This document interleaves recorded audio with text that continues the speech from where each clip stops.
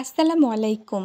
Health পাঠশালার নতুন আরেকটি ভিডিওতে আপনাদের স্বাগত জানাই। আশা করি সবাই ভালো আছেন। তো আজকের এই ভিডিওটিতে আপনাদের এমন একটি সহজলভ্য জিনিসের কথা বলবো যার রয়েছে অনেক উপকারিতা। তো না টেনে সম্পূর্ণ ভিডিওটি দেখার জন্য অনুরোধ রইল।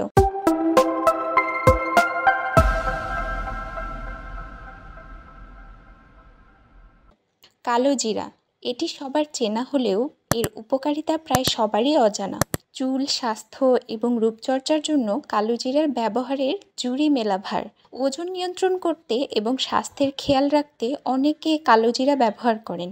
চুলের সকল প্রকার সমস্যা দূর করতে অনেকে এটি কাজে লাগায়।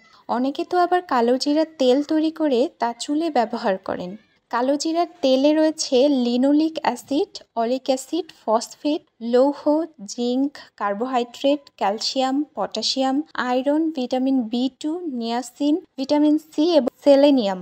এছাড়াও কালো জিরার মধ্যে অনেক জীবাণুনাশক উপাদানও পাওয়া যায়, যার রয়েছে হাজারো উপকারিতা। তাই দৈনিক না হোক মাঝে মাঝে এটি খাওয়া উচিত। তবে হ্যাঁ, এর সঠিক ব্যবহার জানতে হবে, নয়তো না জেনে এর উপকার পাওয়ার বদলে অপকারিতা পাবেন। কালো জিরার পুষ্টিগুণ আরও বেশি বাড়াতে এতে মধু যোগ করতে পারেন। সর্বোচ্চ 1 থেকে 2 চামচ কালো জিরা খাওয়া উচিত। চাইলে কালো জিরার তেল তৈরি করে এটি সেবন করা যায়। সকালে কালো জিরা খেলে এর সর্বোচ্চ উপকার পাবেন। নিজের মধ্যে পরিবর্তন দেখতে চাইলে টানা 7 দিন এই কালো জিরা খাওয়া উচিত। কালো জিরা আরও যে সকল উপকার করে থাকে, এটি আমাদের দৈহিক এবং মানসিক স্বাস্থ্য সুরক্ষা নিশ্চিত করে। সর্দি বা জ্বর দূর করে। সর্দি বা জ্বর দূর করার জন্য 1 টেবিল চামচ তুলসীর সাথে 1 চামচ কালো জিরার তেল মিশিয়ে খেলে এটি অনেকটা কমে যায়। পাইলস সমস্যা দূরীকরণ। এই সমস্যা দূর করতে 1 থেকে 2 মাস 1 টেবিল চামচ মাখনের সাথে 1 টেবিল চামচ কালো জিরার তেল মিশিয়ে খান। ব্লাড প্রেশার নিয়ন্ত্রণ করতে।